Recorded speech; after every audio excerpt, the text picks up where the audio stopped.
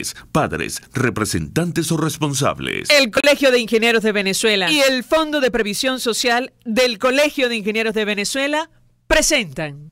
A partir de este momento, todas las voces se unen en una sola señal.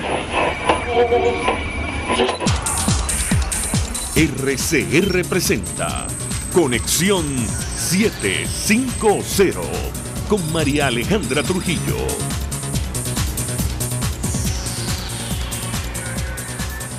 Muy buenas tardes, amigos de Radio Caracas Radio. Lo mejor este jueves 4 de abril del año 2019. Todo el equipo que trabaja para ustedes a partir de esta hora los saluda. Variada y abundante información que compartir y analizar, como es costumbre la tarde de hoy. Estados Unidos pidió este jueves al Consejo de Seguridad de Naciones Unidas que se reúna la semana que viene para tratar el empeoramiento de la crisis humanitaria en Venezuela. Hoy, la organización Human Rights Watch presentó informes sobre la emergencia humanitaria en nuestro país y urgió a la ONU a liderar una respuesta a gran escala para hacerle frente. Las preguntas que nos hacemos son: ¿qué más tiene que pasar para que Naciones Unidas actúe para hacer frente a la situación en Venezuela? Una crisis agravada producto de las fallas eléctricas y agua potable. Lo comentaremos, como es natural, la tarde de hoy. En encuentro con jóvenes, el presidente encargado, Juan Guaidó, acusó a Nicolás Maduro de querer construir en Venezuela una nueva Siria, luego de la reunión que sostuvo Jorge Arraza con Bashar al-Assad. Hizo un llamado a los venezolanos a participar en protestas el próximo 6 de abril. Un dato: según el Foro Penal Venezolano, 117 personas han sido detenidas durante las manifestaciones por servicios públicos en todo el país, incluyendo más de 10 adolescentes. Esto es Conexión 750, comenzamos.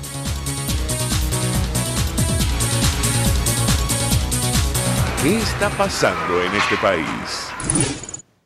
Y saludamos vía Skype a nuestro primer invitado. Se trata de José Miguel Vivanco, él es director ejecutivo para las Américas de Human Rights Watch. 1.000.000 de gracias por atendernos. Muy buenas tardes. Muy buenas tardes. Un agrado estar con ustedes. Un gusto conversar con usted. Hemos leído el informe que presentaron el día de hoy conjuntamente con la Universidad Johns Hopkins, y yo iniciaría conversación a partir de esta petición que ha hecho Estados Unidos al Consejo de Seguridad para discutir el tema de la crisis humanitaria en Venezuela la próxima semana. ¿Qué puede comentarnos?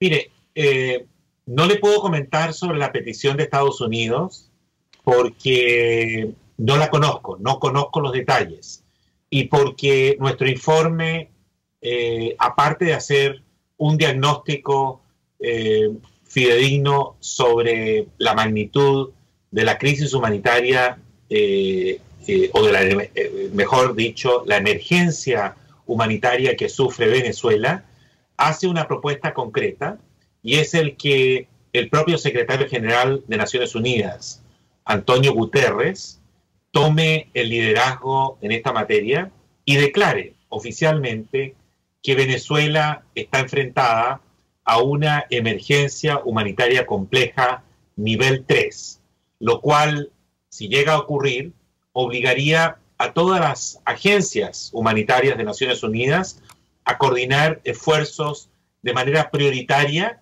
para garantizar el acceso a ayuda internacional, tanto en cuanto a medicina como alimentos, a la población que más lo requiere y que lo necesita en Venezuela.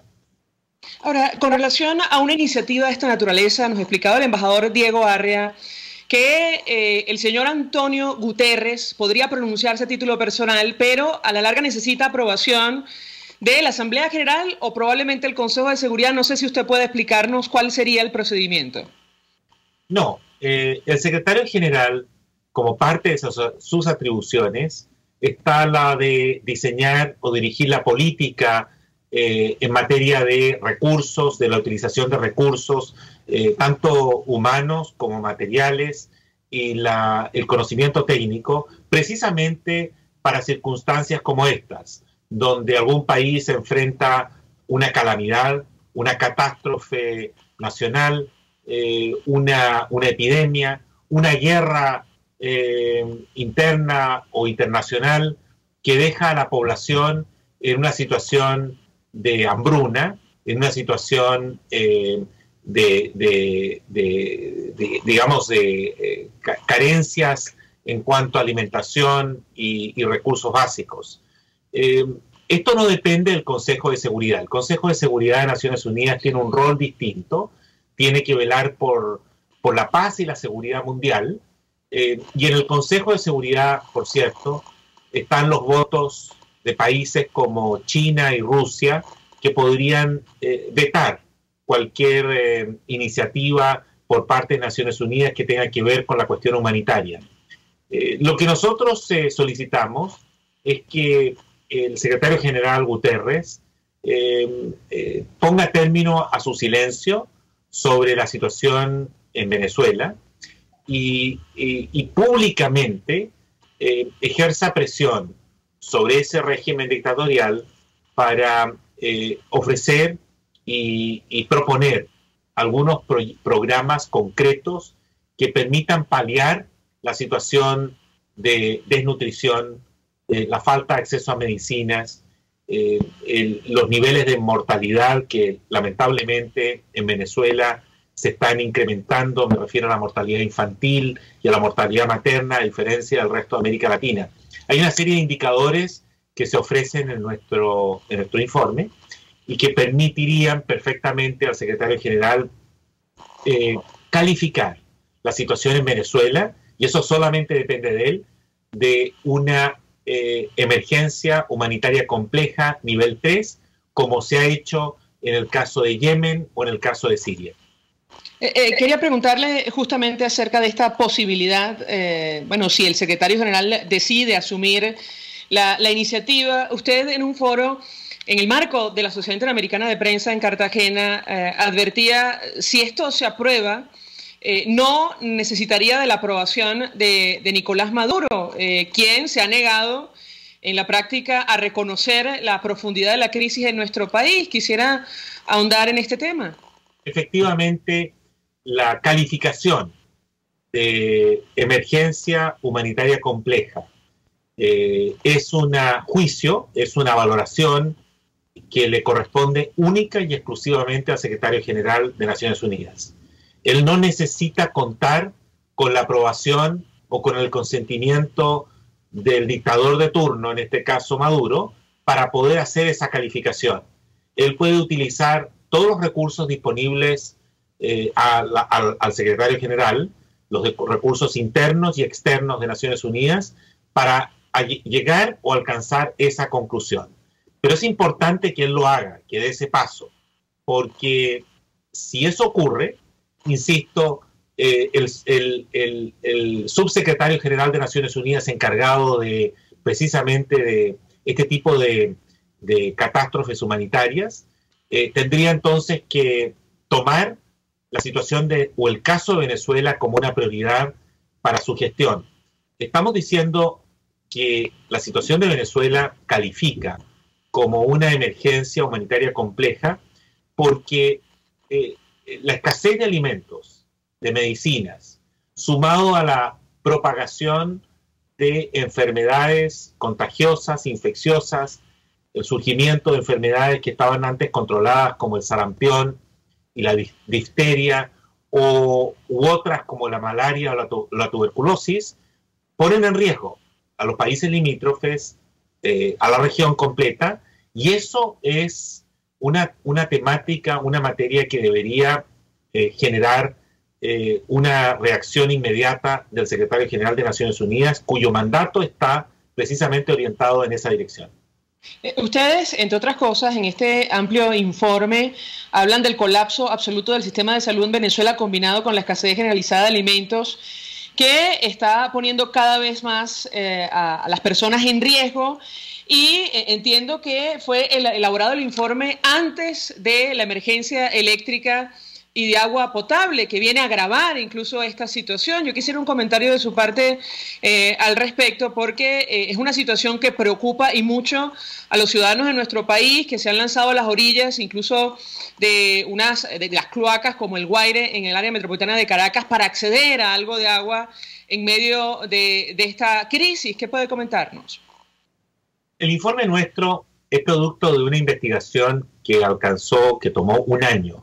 Es esencialmente el 2018, y está basado en entrevistas, más de 170 entrevistas, datos concretos, datos estadísticos, entrevistas tanto fuera como dentro de Venezuela. El análisis de información proporcionada por la Organización Mundial de la Salud y por la Organización Panamericana de la Salud, además de fuentes internas provenientes de hospitales y asociaciones médicas. Sin embargo, este informe está basado fundamentalmente en hechos que ocurren a partir del 2016, el 2017 y el 2018. No tiene datos, no tiene entrevistas, no tiene información actual del 2019, de tal modo que no recoge el panorama que obviamente se ha agravado producto de los cortes de luz, los apagones, los cortes de luz, los cortes eléctricos y de agua que ha sufrido el país en las últimas semanas.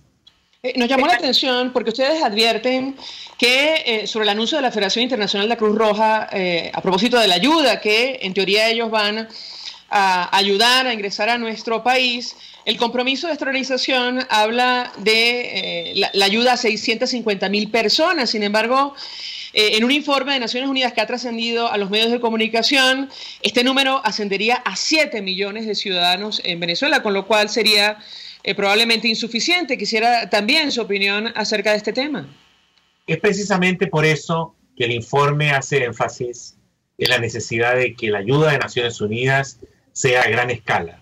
Es una ayuda masiva, los recursos tienen que ser colocados a nivel nacional, porque estamos hablando de una población que está en una situación de extrema vulnerabilidad y que alcanzaría a más de 7 millones de venezolanos y venezolanas. La ayuda que podría canalizarse a través de la Federación Internacional de la Cruz Roja podría beneficiar, de acuerdo precisamente a la propia Cruz Roja, a solo 600.000 personas, es decir, alrededor del 10% de los que la necesitan en Venezuela, y por eso el único órgano que está realmente en condiciones de alcanzar, de llegar a nivel nacional para poder paliar el impacto que está teniendo la falta de alimentos y medicinas en la población de Venezuela es Naciones Unidas. Usted mencionaba el caso de Siria. Eso ha sido motivo de debate en nuestro país, producto de la reunión de Jorge Arreaza el día de hoy con el presidente de esa nación, Bashar al-Assad, el presidente encargado de SIDA en Venezuela, que intentan generar miedo y zozobra puertas adentro en Venezuela. La situación no se parece en lo absoluto, pero yo quisiera su comentario al respecto, porque han insistido el equipo de Nicolás Maduro en comparar ambas situaciones. Lo escuchamos. No, mire, yo prefiero no emitir mayores comentarios sobre ese punto, porque lo que sí le puedo reflejar es en relación con el diagnóstico que hacemos y las recomendaciones en este informe que tiene que ver con Venezuela. Hacer comparaciones con otros países es siempre altamente riesgoso, porque es muy difícil extrapolar la situación de un sitio a otro, contextos distintos, políticos, históricos, situaciones como la de Siria, donde estamos hablando de un país en guerra, que felizmente no es el caso de Venezuela. Finalmente le preguntaría sobre otro tema. Ustedes no lo mencionan en el informe, que tiene que ver con los grupos armados, porque esta crisis humanitaria ha devenido producto de los apagones en manifestaciones callejeras. Esto sí lo reflejaba la alta comisionada de Derechos Humanos, Michelle Bachelet, en su informe oral sobre nuestro país, y la gente, producto de esta situación, ha salido a manifestar. Es decir, la situación se deteriora con el pasar del tiempo. Yo quisiera un comentario de su parte al respecto, porque, insisto, es una situación que preocupa mucho en nuestro país, producto de la crisis humanitaria compleja. Lo escuchamos. Mire, lo que hacemos en este informe, la recomendación concreta que formulamos a la alta comisionada de Derechos Humanos, Michelle Bachelet, es el que en su informe, el informe que tiene que elaborar en los próximos meses y entregárselo al Consejo de Derechos Humanos de Naciones Unidas, incluya una evaluación concreta sobre esta emergencia humanitaria que sufre Venezuela. Para eso esperamos que ella pueda llegar a Venezuela, viajar a Venezuela y desplazarse con total libertad para poder recoger ella y su equipo la información pertinente que le permita elaborar este informe que ha sido requerido por el Consejo de Derechos Humanos de Naciones Unidas. José Miguel Vivanco, gracias por atendernos, acompañarnos estos minutos, director de Human Rights Watch para las Américas, ofreciendo detalles acerca de este informe que ha presentado el día de hoy. Ellos piden a la ONU liderar una respuesta a gran escala para hacer frente a la emergencia humanitaria en nuestro país. Vamos a la pausa y al regreso venimos con más. Usted escucha Conexión 750 con María Alejandra Trujillo, solo por RCR 750 AM. Puedes seguirnos en nuestras redes sociales. En Twitter, @RCR750, la radio que se ve. Colegas ingenieros, arquitectos y profesionales afines, el CIB a lo largo de sus 157 años de existencia siempre ha estado del lado correcto de la historia, defendiendo fervientemente la democracia, el profesionalismo y el desarrollo integral de nuestra querida y amada Venezuela. Y aunque pensemos que la oscuridad nunca se termina, amanece, siempre amanece, porque Dios puede más, siempre puede más. Winston Churchill. Un apaciguador es alguien que alimenta a un cocodrilo, esperando que se coma a otro antes que a él. Mensaje del ingeniero Kenick Navarro, presidente del FONPRES CIB. Apreciado colega ingeniero, arquitecto y afín, el Fondo de Previsión Social del Colegio de Ingenieros de Venezuela, FONPRES CIB, diseñó para la protección de tu salud el Sistema Integral de Previsión Social. El mismo tiene a tu disposición beneficios de la solvencia, asistencia primaria de salud, el plan de salud con coberturas de acceso VIP, todos estos planes pensando en la protección de tu familia. Para mayor información visita fonprescib.net.be. Colegio de Ingenieros de Venezuela, construyendo futuro. RCR 750 AM, porque lo bueno une.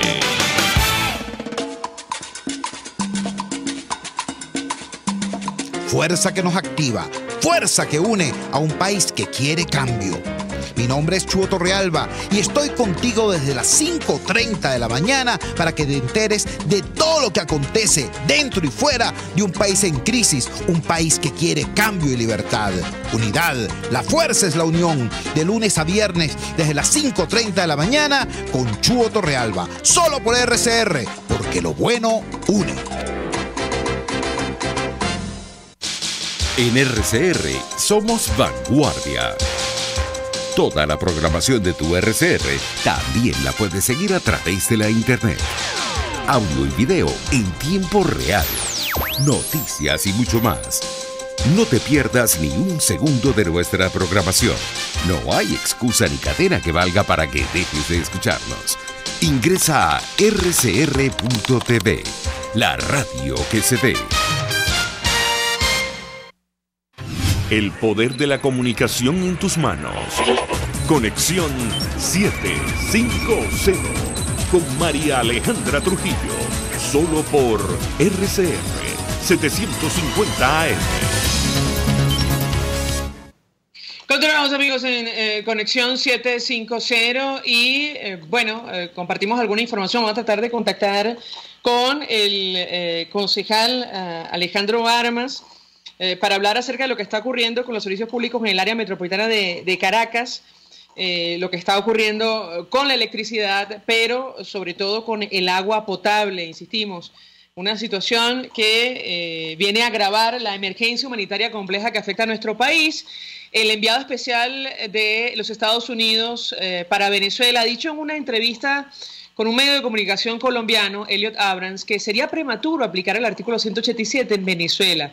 Y viene esto a alimentar el debate que se ha abierto en nuestro país a propósito de esta posibilidad cierta que se ha planteado en el seno de la Asamblea Nacional. Y leo la nota de Caracol Radio. El enviado de los Estados Unidos para Venezuela, Elliot Abrams, consideró que sería prematuro activar el artículo 187 de la Constitución venezolana en su numeral 11, el cual considera la posibilidad de solicitar misiones militares extranjeras en el país suramericano. La situación está empeorando, esto está entre comillas, en Venezuela cada día, pero no creo que en Europa, América Latina, Canadá o Estados Unidos estemos pensando en este momento en una reacción militar.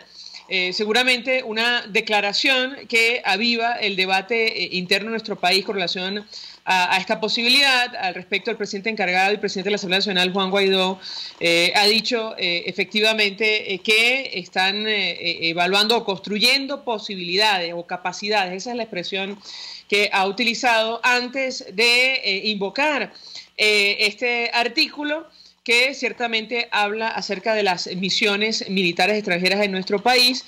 Y, por cierto, destacar que los militares rusos que están en Venezuela, se encuentran en territorio nacional sin la aprobación del Parlamento venezolano. Ya me da mi equipo si el concejal contesta o no. Con él queremos, insistimos, confirmar cuál es la situación, al menos la información que él maneja con relación a los servicios públicos en Caracas. ¿Sí?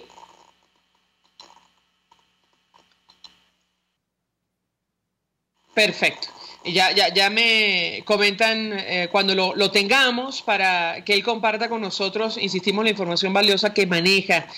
El Banco Mundial considera que Venezuela vive la peor crisis de la región. Bueno, de esto hemos hablado con ustedes en varias oportunidades, a pesar de que todavía Nicolás Maduro y su equipo lo niegan. La organización opina que las condiciones socioeconómicas continúan deteriorándose para la caída de los precios del petróleo. El Banco Mundial dijo este jueves que Venezuela vive la peor crisis en la historia moderna de la región, al pronosticar que el Producto Interior Bruto, para que se haga una idea, se va a contraer este año 25% adicional, bueno, que coincide, por cierto, con un cálculo que compartía con nosotros hace algunos días Tamara Herrera, economista venezolana, después de una caída de 17,7% el año 2018.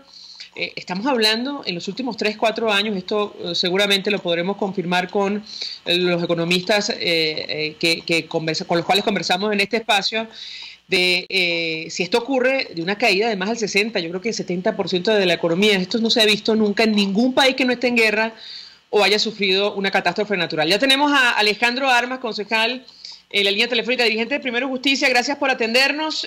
Muy buenas tardes. Muy buenas tardes para Alejandro y a todos los que nos escuchan.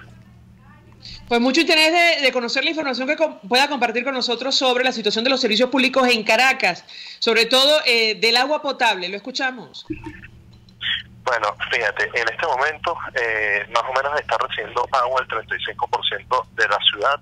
Hay lugares en todos los municipios del área metropolitana a los cuales todavía no ha llegado el líquido vital, por ejemplo, zonas altas de los Palos Grandes, como por ejemplo ahorita estábamos en el barrio El Cerrito, en Petare, acompañando al concejal Andrés Choleter en uno de sus comedores, y nos contaba una vecina que tenían un mes sin poder tener acceso al agua en este sector popular.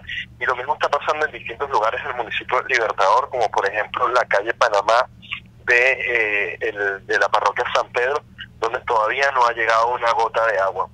Y esto se está repitiendo en sectores de cada una de las 22 parroquias, sobre todo en las de las cotas más altas, y pareciera que la forma como arrancaron la distribución en el área metropolitana, específicamente en el municipio Libertador, fue tratando de suministrar agua en los lugares donde se generó mayor conflictividad social durante los días del apagón.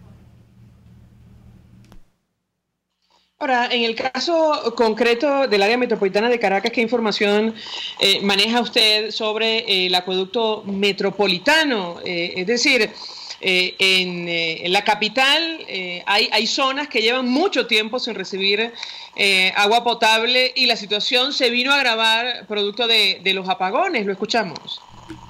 Bueno, te cuento un poco lo que está sucediendo con nuestro acueducto metropolitano. El acueducto metropolitano es un sistema muy complejo que trae agua a Venezuela, a Caracas, desde los estados Miranda y Aragua. El recorrido del agua es un recorrido de 40 kilómetros desde estos estados y de 800 metros de elevación para poder llegar a nuestra ciudad. Para ello se necesita muchísima energía, María Alejandra, se necesita una energía equivalente al de encender toda la ciudad de Barquisimeto. Es más o menos el 25% de todo lo que se consume en el área metropolitana de Caracas. Y bueno, evidentemente esto se agrava por el tema del apagón, porque bueno, no se podía encender el acueducto porque se disparaban los sistemas de seguridad hasta que en los últimos días pues se pudo estabilizar la carga. Sin embargo, hemos visto cómo el acueducto metropolitano, su capacidad instalada es para traer casi 20.000 litros por segundo al área metropolitana. Sin embargo, está trayendo, antes del apagón su capacidad era de alrededor de unos 14.000, y ahorita nos reportan personas al interior de la empresa pública está enviando 13.000 litros por segundo, de los cuales el 40% se va a través de fugas, y está trayendo 13.000 porque hay una avería en el sistema TUI 1 que pues ha mantenido parada una de las líneas de distribución de este sistema, y bueno, evidentemente esto está impactando gravemente en la calidad de vida de cada uno de los ciudadanos del área metropolitana, porque pues Hidrocapital tiene que maniobrar para poder distribuir la poca agua que está entrando en el área metropolitana. Como te dije, nada más tiene la capacidad hoy de distribuir agua al 35% de la ciudad, y sin embargo, a pesar de todas las maniobras que están haciendo, no tienen posibilidades de poder llevar agua a los sitios más altos que dependen de las subestaciones de bombeo que en este momento están dañadas, subestaciones como la de Vista Alegre, la de Macarao. Son 80 subestaciones las que hay dentro del área metropolitana de Caracas, y bueno, cada vez vemos que para poder sostener el acueducto metropolitano encendido, pues tienen que, por ejemplo, apagar líneas del metro para poder garantizar que haya la energía suficiente, como hoy lo hicieron con la línea 3. Y bueno, más allá de eso, te quería comentar, María Alejandra, que en muchos lugares del área metropolitana han estado sufriendo pequeños apagones en las últimas 24 horas. Hemos visto, por ejemplo, como parte de los edificios que están alrededor de la Plaza Madariaga en el Paraíso, muy cerca de RCR, pasaron toda la mañana sin tener energía, y el mismo fenómeno está ocurriendo en ciertos sectores de Baruta, y específicamente pues hay sectores también de Baruta en donde todavía no han podido recibir agua durante más de 10 días, como ciertos lugares de Prados del Este. Finalmente, le pregunto acerca de esta explosión en la tubería del TUI 1 que estaría afectando la restitución del agua potable en Caracas. Dábamos cuenta de esta información, y según la propia Evelyn Vázquez, que es la ministra designada por Maduro para el sector del agua, esto se debía a una fluctuación de la electricidad. Quisiera su comentario y qué información maneja al respecto. Bueno, frente a esto se necesita porque cuando tú vacías la tubería, esto se llena de aire, y cuando vuelves a arrancar el sistema, si no lo haces con todas las protecciones y toda la seguridad adecuada, cumpliendo todos los protocolos, pues se generan unos golpes de ariete, como el nombre técnico, que terminan reventando las tuberías. Entonces, en este caso, el sistema TUI, bueno, está sufriendo muchísimo desde hace bastante tiempo, no todas sus líneas están operativas. El caso del TUI 1, gracias a Dios, es el que al menos, el que suministra menos agua al área metropolitana, y por eso nada más hemos perdido en los últimos días 1.000 litros por segundo, que es bastante, pero no sería la misma gravedad si, por ejemplo, se dañase el TUI 3, que representa el 60% del agua que ingresa a Caracas. Entonces, nosotros entendemos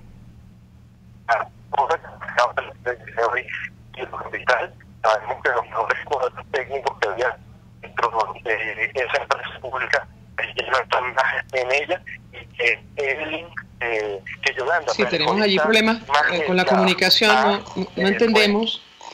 Lamentablemente lo que quiere decir Alejandro Armas, dirigente de Primero Justicia Municipio Libertador, él decía que entre otras razones tiene que ver lo que pudimos captar, esta falla, seguramente esta explosión, con el tiempo que se ha mantenido sin actividad producto de los apagones del área metropolitana de Caracas. Lamentablemente, en medio de esta crisis, lo que falta es información cierta y oficial de lo que está ocurriendo. Tanto es así que se nos informó, se nos anunció un periodo de racionamiento por los próximos 30 días, y a estas alturas no conocemos ni horarios ni las zonas afectadas. producto de esta iniciativa que anunciaba Nicolás Maduro. Me dices, Eduardo, que creo que perdimos comunicación definitivamente con...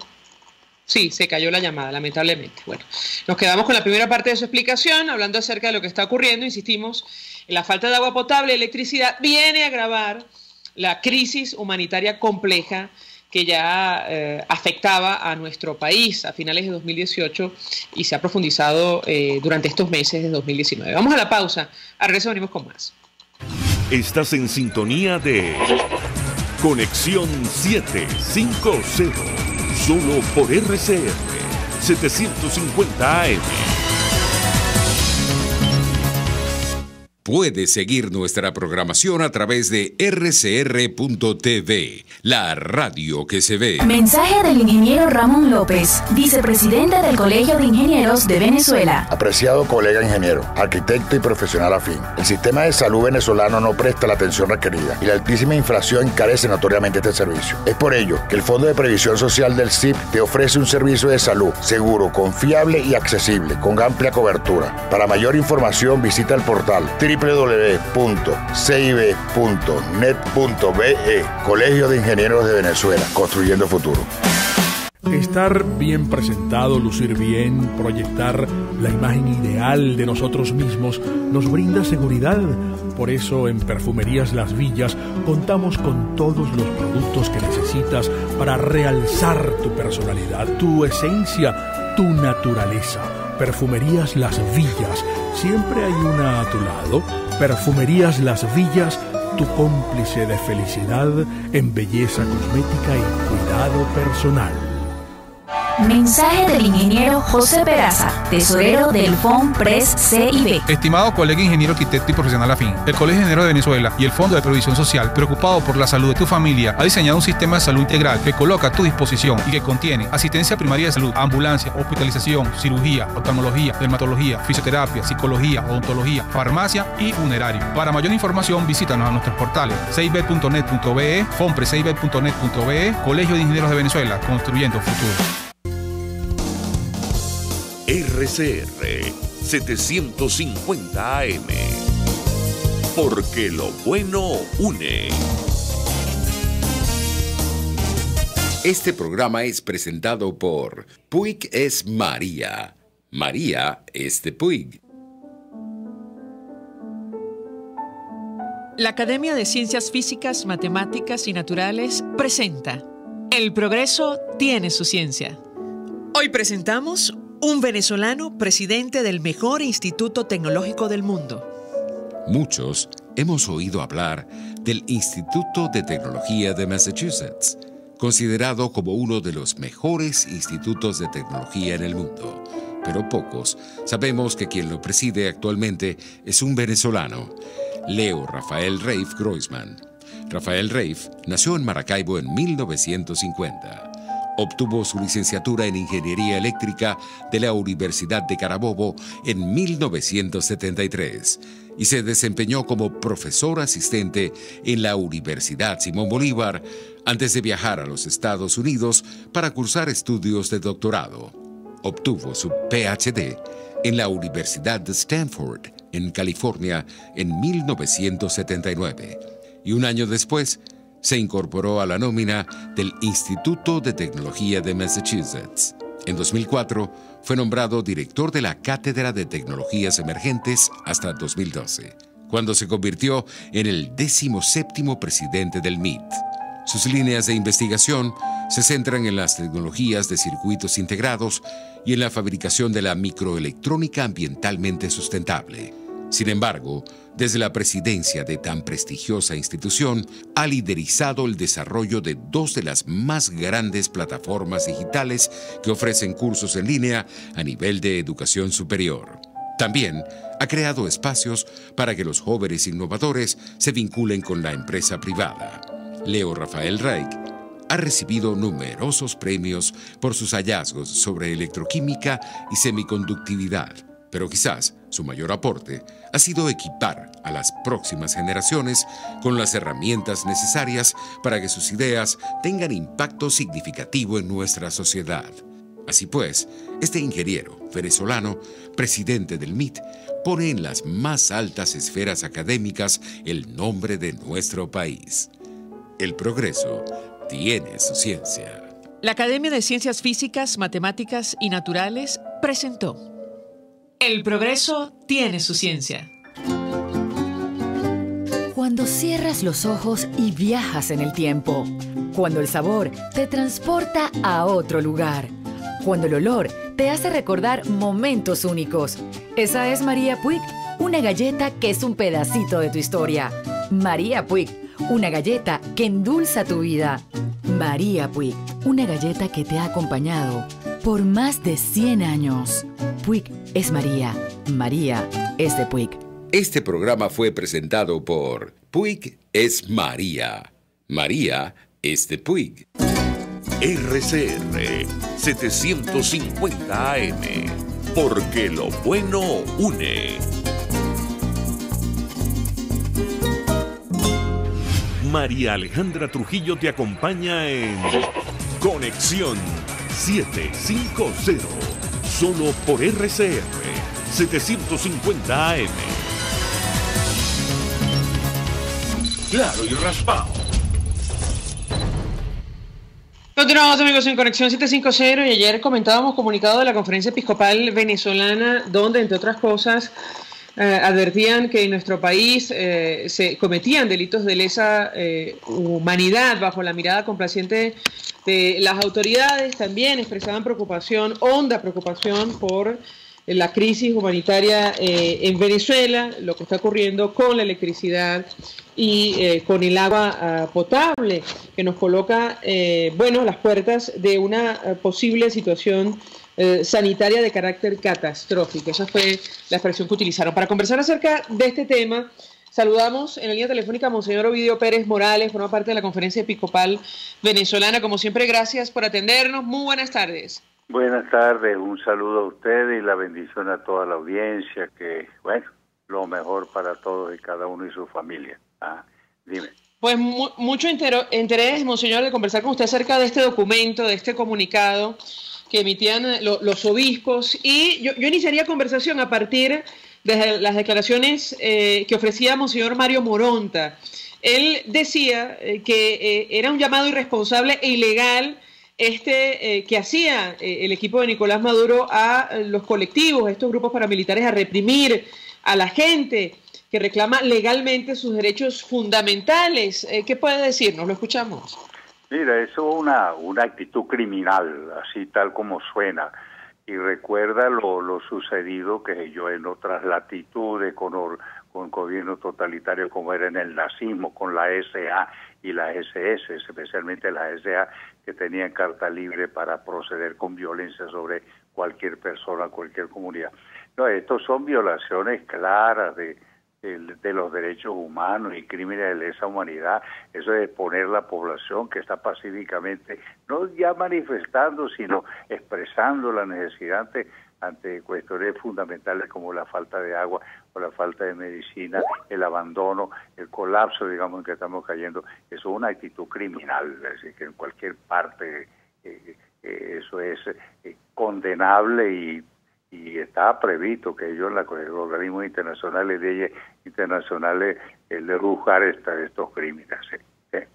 Y los obispos pues recogen y que todos los últimos días hemos visto nosotros como de todos los obispos del país individualmente tomado cartas para sus respectivas diócesis, donde recogen las angustias de la gente, porque están en contacto con todos los párrocos, los feligreses de las comunidades grandes hasta las chiquitas, y entonces expresan el mismo sentir de desazón y de denuncia de situaciones, al mismo tiempo formulando la importancia de la solidaridad, de la colaboración a nivel de las comunidades, y también, que se propiciando el que tenga un cambio este país hacia una situación humana, porque estamos viviendo situaciones inhumanas, estamos volviendo atrás a los peores que hubiera podido pensarse de otro siglo, y esto es necesario, cambiar, porque está de por medio la existencia misma del país. Estamos en un país invivible, digamos. Monseñor Pérez Morales, sobre este tema de los colectivos, ustedes, bueno, la conferencia episcopal hacía un llamado a la Fuerza Armada a cumplir con sus funciones. Hoy el senador norteamericano Marco Rubio recordaba lo que hace un año sostuvo el ministro de la Defensa designado por Nicolás Maduro. Él decía que rechazaba a esos grupos que se hacen llamar colectivos y andaban blandiendo armas. Bueno, un año más tarde es todo lo contrario. Yo quisiera su opinión y su comentario en torno a este tema y el papel de la institución armada ante una situación de esta naturaleza. Lo escuchamos. Mira, yo personalmente he asumido una posición muy clara y muy firme frente a esta actitud. Yo distingo entre el alto mando y el resto de la Fuerza Armada, entre el alto mando y el generalato. No solamente forman parte del gobierno, porque son gobiernos, no solamente el Ministerio de la Defensa, sino también muchas gobernaciones y entidades autónomas del Estado. Son gobiernos, pero al mismo tiempo son el principal o el fundamental sostén del gobierno. Si la Fuerza Armada le retira la confianza, digamos, al gobierno, el gobierno cae automáticamente. De tal manera que son protagonistas número uno de la situación de colapso que tiene el país, y de ahí la responsabilidad de la Fuerza Armada que está por la Constitución en la posesión de, al mismo nombre lo dice, de la Fuerza Armada para defender la soberanía nacional y para defender la comunidad nacional como un todo, como una globalidad. De manera que tiene una responsabilidad muy grande. Hay gente que desespera frente a la actual posición de la Fuerza Armada, dice que ya no tiene remedio. No, yo creo que hay reservas, digamos, dentro de la Fuerza Armada que pueden rehacer lo que han destruido. Y un deber, no fue un deber simplemente ciudadano, un deber moral y un deber religioso. Son responsables ante Dios de lo que está pasando y no se pueden dejar las calles a merced de una serie de grupos de matones, porque eso es lo que pasa, de amedrentar, de aterrorizar a la población, a mujeres, a niños, a gente que sale a reclamar por cuestiones tan elementales como es el agua, como es medicina, como es el poder vivir. Uno recibe datos del interior a través de los colegas obispos que transmiten la cosa con toda sinceridad, toda la verdad. Situaciones de angustia, de gente ya de desesperada que no puede más. Sí, esto no puede ser en un país civilizado comienzo del siglo XXI, en cualquier siglo, pero especialmente del siglo XXI. De tal manera que la situación es sumamente grave y entonces es necesario propiciar un cambio de rumbo del país hacia la Venezuela que digna, la Venezuela que nosotros nos merecemos. Nosotros no nos merecemos esto. No nos merecemos este país descuartizado, este país destruido por todos los costados, porque no hay ningún sector que pueda decirse que está en pie, eléctrico, de agua, de alimentación, de transporte, de todo. Bueno, pero nosotros rezando a Dios y al mismo tiempo haciendo cada uno lo que puede y lo que todavía debemos nosotros hacer, porque cambia la situación, que una Venezuela vivible para todos, porque no solamente se trata de una Venezuela vivible para los que comparten las ideas de uno, sino para todos, abierto, una Venezuela pluralista, donde no haya diferencia, o mejor dicho, no haya indiscriminaciones de tipo religioso, de tipo político, de tipo ideológico,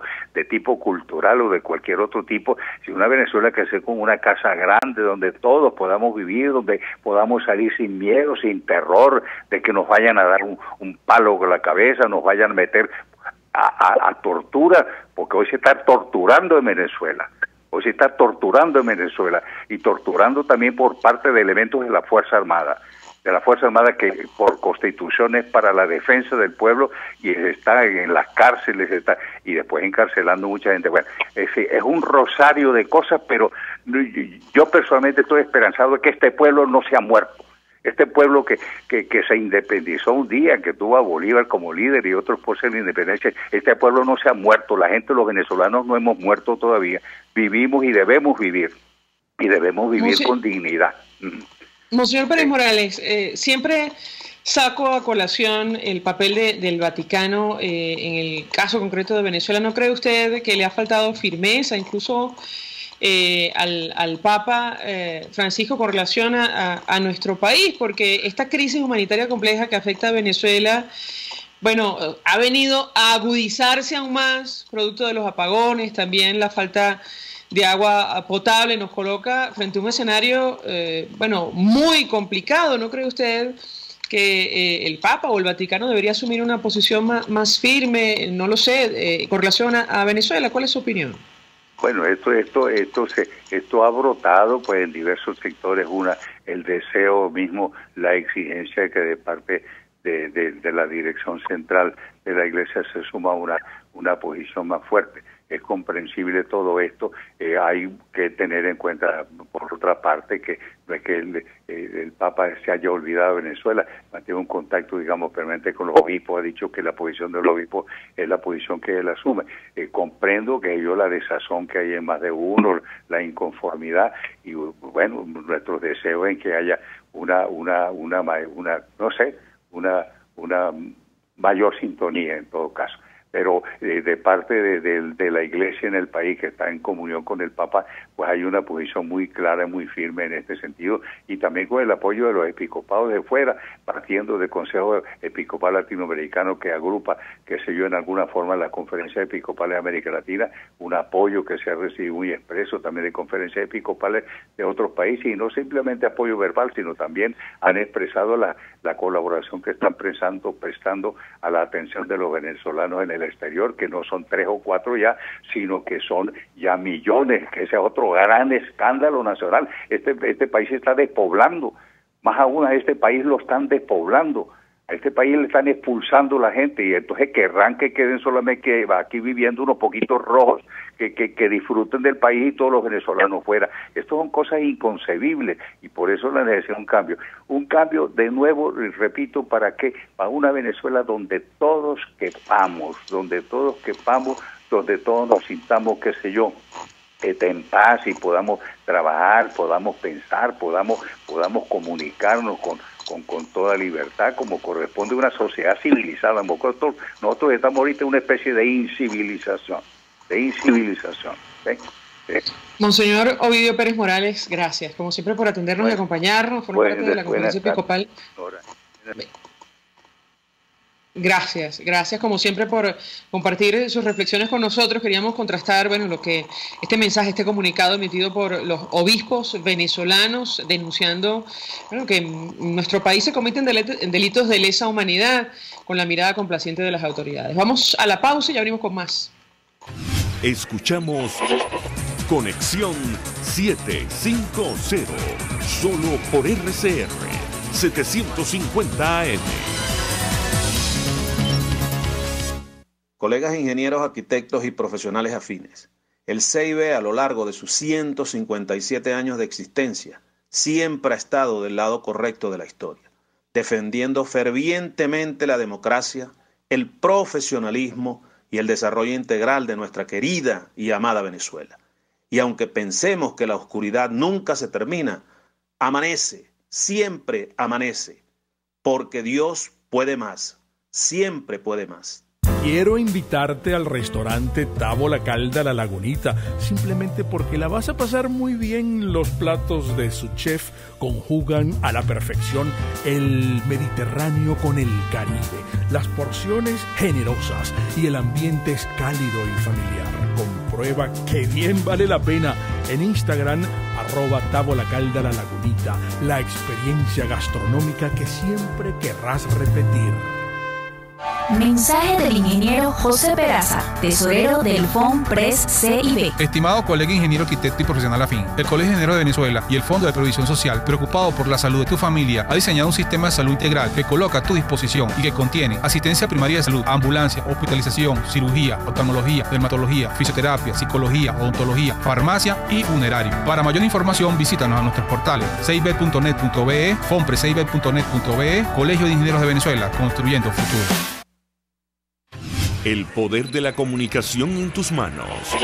Conexión 750 con María Alejandra Trujillo. Solo por RCR 750 AM. Continuamos, amigos, en Conexión Se nos ha agotado el tiempo, nos despedimos, lo hacemos a nombre de Jaime Nestares en la dirección general de la estación, en la gerencia de producción Willy Charcaya, en la producción Oriana Urbina y Gladys Mejías, en los controles Eduardo Llanes, quien tuvo el placer de acompañarles, María Alejandra Trujillo. Los dejamos con la entrevista.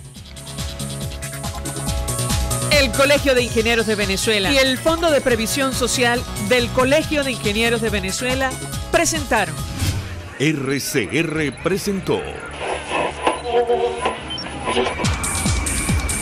Conexión 750 con María Alejandra Trujillo, solo por RCR 750 AM.